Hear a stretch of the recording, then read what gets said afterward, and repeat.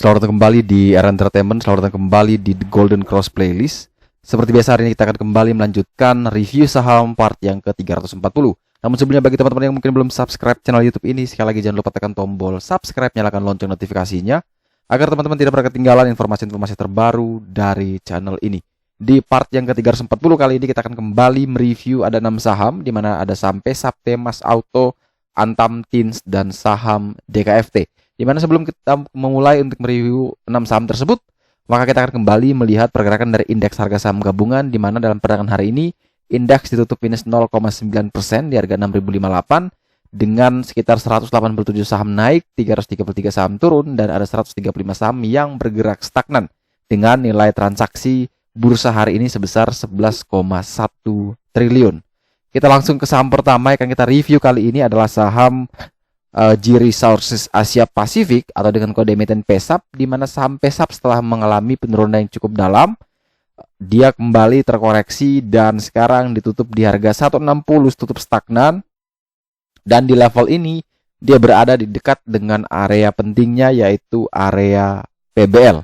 PBL-nya di 158, closing 160, artinya selama masih berada di atas 158, maka Pesap masih baik-baik saja, tapi kalau jebol di bawah 158 jelas ini potensi penurunan bisa lebih besar lagi. Jadi hati-hati teman-teman, tetap disiplin dengan trading plan. Jadi kalau misalkan dia masih di atas 158, mungkin bisa dipertimbangkan masih boleh masuk 158 sampai dengan 160, prepare cut loss di 155 156 dengan target kenaikan adalah menuju ke 180 sampai ke 188.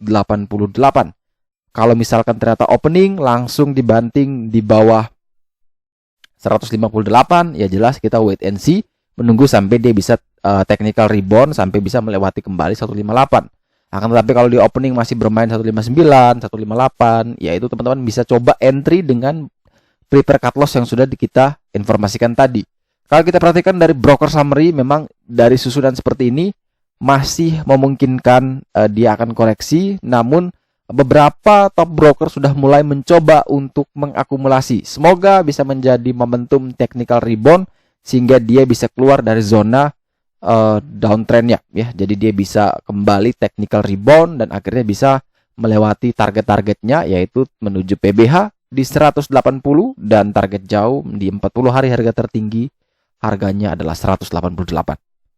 Selanjutnya kita punya saham Auto, di mana saham ini ditutup naik tipis 0,49% di harga 1020.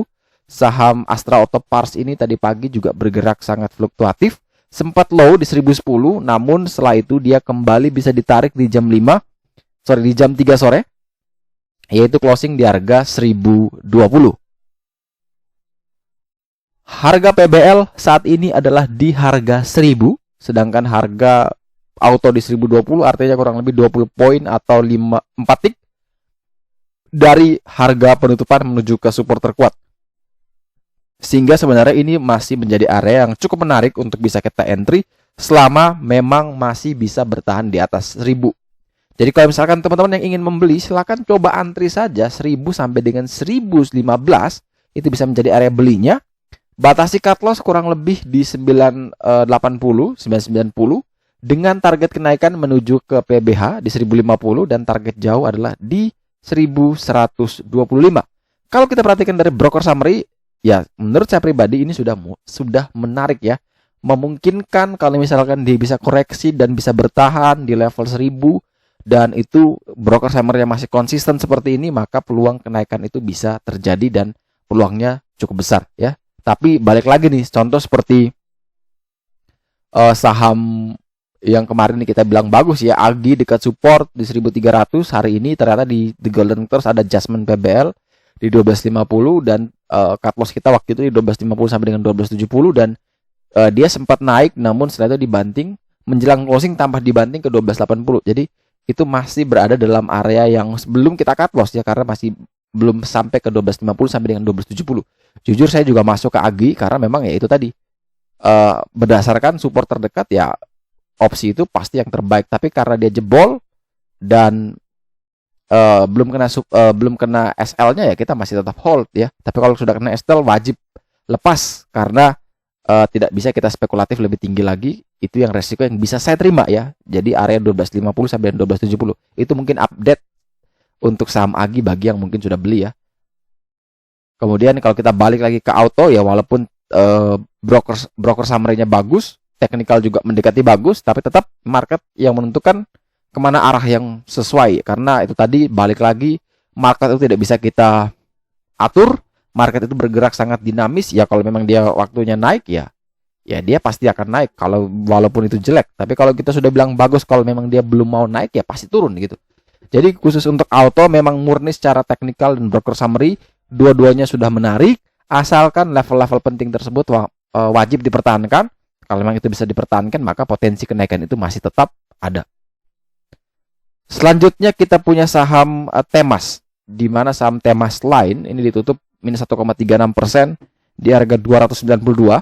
Ini saham sempat turun, kemudian mantul dari PBL di 250, kemudian dia rebound, naik terus sampai ke area 292, sempat tadi ke 314. Namun sayang setelah itu mulai ada rejection ya, ada penolakan mendekati area PBH di 326. Dia kembali terkoreksi di 292. Kalau kita perhatikan memang ini sudah cukup tinggi secara resiko. Indikator The Golden Cross sudah menunjukkan ini adalah resiko high, di mana sudah nanggung sekali dekat dengan PBH, sehingga kalau misalkan teman-teman yang ingin membeli maka resikonya lebih besar ketimbang reward ya. Kalau kita perhatikan dari broker summary, di sini juga menurut saya pribadi secara broker summary tekanan jualnya begitu kerasa karena volumenya cukup besar, sehingga masih memungkinkan dia bisa koreksi. Jadi kalau kasus seperti ini, case seperti ini, jelas saya lebih cenderung menunggu dia kembali menguji support di 250, baru saya bisa melihat apakah ini bisa diambil lagi atau tidak. Tapi kalau dia masih nanggung seperti ini, jelas ini masih berisiko. Kita tidak bisa spekulatif terlalu banyak karena pasti potensi nyangkut juga tinggi.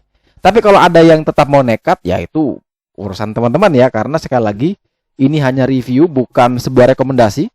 Entah mau ikut atau tidak pun, itu juga menjadi hak teman-teman. Jadi kalau ikut cuan ya itu rezeki teman-teman, kalau loss ya itu juga tanggung jawab teman-teman. Karena balik lagi, untung maupun rugi ya tidak ada yang kita bisa tanggung. Teman-teman yang mau mencet sendiri, kita hanya cuma bisa menyampaikan, oh ini panduannya, ini guideline-nya, mau diikuti atau tidak juga itu kembali lagi kepada teman-teman.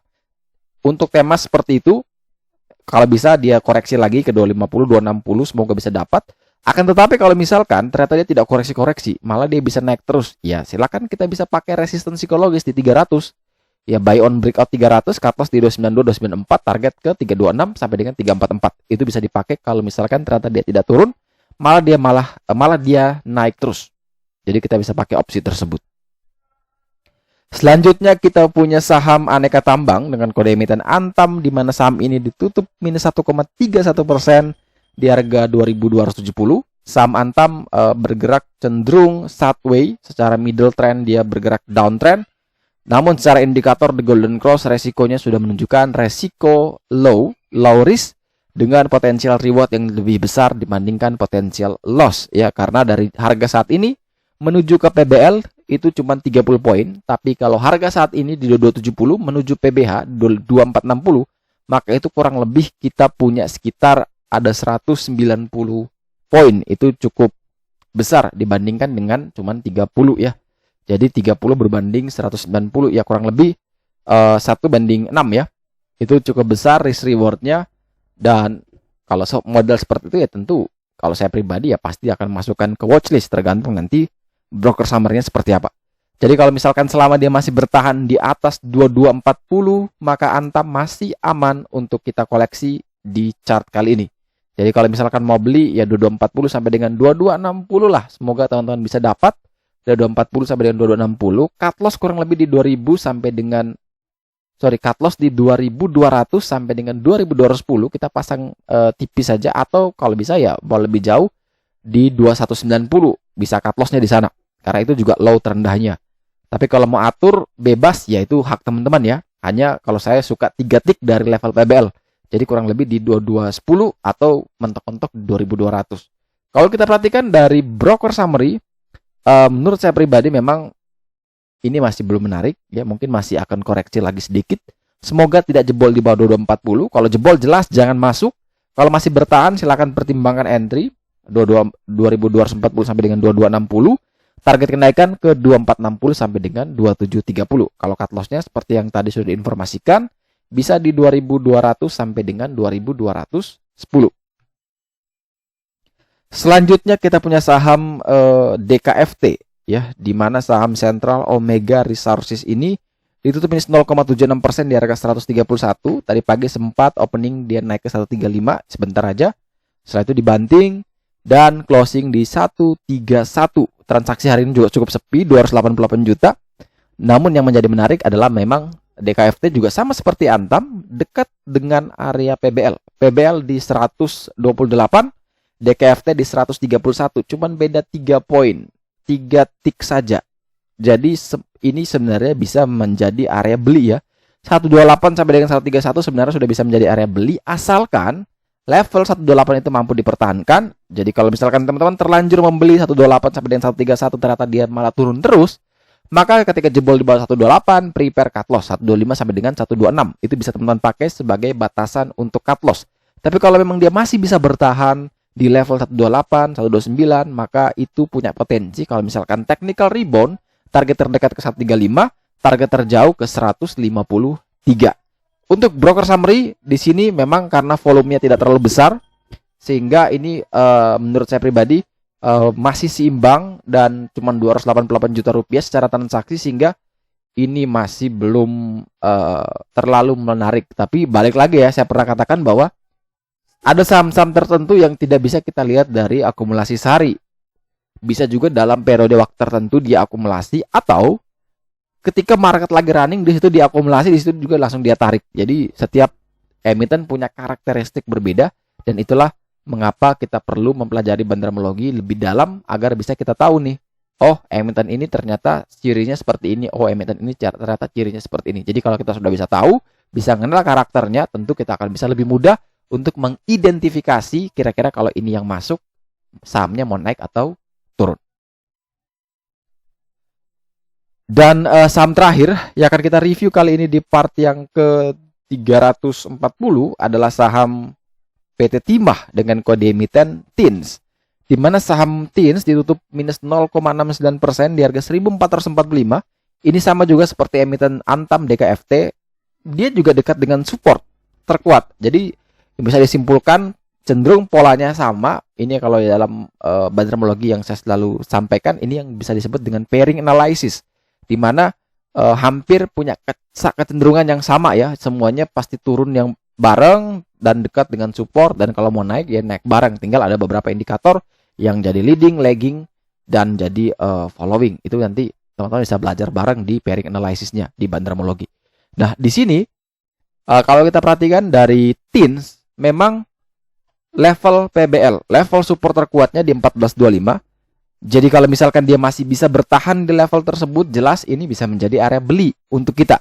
Selama dia masih bertahan di atas 1425, TINS aman. Jebol di bawah itu tidak aman. Jadi kalau teman-teman waktu opening, waktu lihat market, waktu lihat chartnya, waktu lihat online tradingnya, ternyata harganya masih di 1425 sampai dengan 1440, maka teman-teman bisa pertimbangkan untuk masuk dengan prepare batasan cut loss kurang lebih di 1400 sampai dengan 1410, dengan target kenaikan adalah menuju ke 1670, itu adalah PBH, dan target jauh menuju ke 40 hari harga tertinggi, yaitu di harga 1770. Kalau kita perhatikan dari broker summary, di sini broker summary-nya sudah mulai menarik. Ya, ini sudah mulai menarik. Semoga dia hanya bisa koreksi mentok 1425, 1430 kita dapat match. Setelah itu dia technical rebound, target kita bisa tercapai. Jadi target memang ke 1670 nih teman-teman. Ini target jauh, peta jauhnya. Tapi kalau teman-teman merasa bahwa di 1500 sudah waktunya TP, ya silakan di TP. Tidak perlu kita maksa sampai di 1670. Jadi jangan terpaku dengan satu target. Tapi kalau disiplin cut loss wajib. Itu wajib. Tapi kalau TP, teman-teman bisa sesuaikan dengan kepuasan teman-teman ya. Jadi misalkan, saya udah cukup lah ini segini, lumayan banyak lah, sehari 100.000 cukup lah, sebulan 2,5 juta lumayan lah bagi sebagian orang. Tapi ada yang kalah, sehari harus juta nih biar sebulan 25 juta. Beda-beda. Jadi bisa atur sendiri. Sekali lagi, trading itu seni, kita menyesuaikan sendiri dengan apa yang akan terjadi di market. Nah, tipsnya biasanya saya adalah mengawal dengan trailing stop. Dan biasanya memang trailing stop juga pasti kena terus ya, karena market bergerak volatile, pasti akan kena juga trailing stop. Makanya itu juga harus hati-hati. Kadang saya pakai automatic trailing stop, kadang saya pakai manual trailing stop. Nah, biasanya saya memperhatikan volume untuk bisa memprediksi, oke, ini masih bisa naik, oke, ini masih bisa bertahan kuat, oke, ini ternyata sudah mulai ada goyuran dan saya juga harus jual. Takutnya nanti sudah cuan malah hanya di screenshot doang tapi nggak di TP. Jadi jangan sampai seperti itu. Jadi balik lagi, Antam, DKFT, TINS punya kecenderungan ciri yang sama, semuanya dekat dengan PBL. Kalau misalkan PBL itu bisa dipertahankan, maka technical rebound itu tinggal tunggu waktu dan target kenaikannya pasti akan bisa tercapai. Tapi balik lagi, tetap disiplin dengan trading plan yang telah teman-teman buat dan selalu gunakan manajemen yang baik. Oke, sekian dulu review saham part yang ke-340 hari ini. Terima kasih banyak teman-teman yang telah setia menonton. Sekali lagi jangan lupa like, subscribe, dan share agar semua informasi yang dalam video ini dapat berguna, bermanfaat, dan tentunya bisa menjadi panduan trading di keesokan harinya. Sekali lagi terima kasih banyak, sampai jumpa dan semoga membantu.